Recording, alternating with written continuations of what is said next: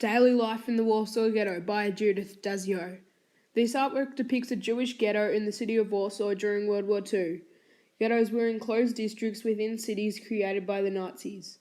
The ghettos isolated separating Jewish communities from the non-Jewish populations.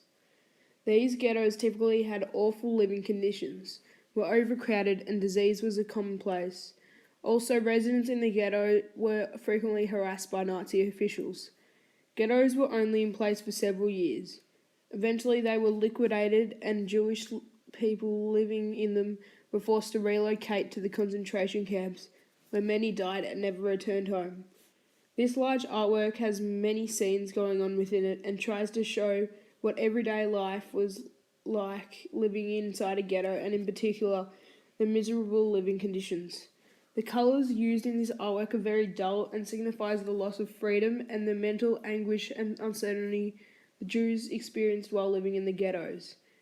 In the bottom right corner you can see the German soldiers taking away the Jewish leaves, which they would have been used to keep them warm.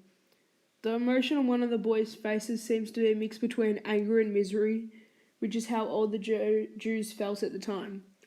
In the bottom left corner you can see the soldiers laughing as they cut off Jewish man's hair. He's shown to be struggling, but he knows that if he does, he will be killed. The two innocent girls standing alone in the middle have lost almost everything, including their family and possessions.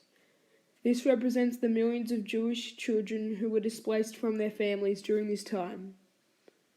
There is also a group of people collecting their small rations of food, which was another harsh aspect of the life in the ghettos.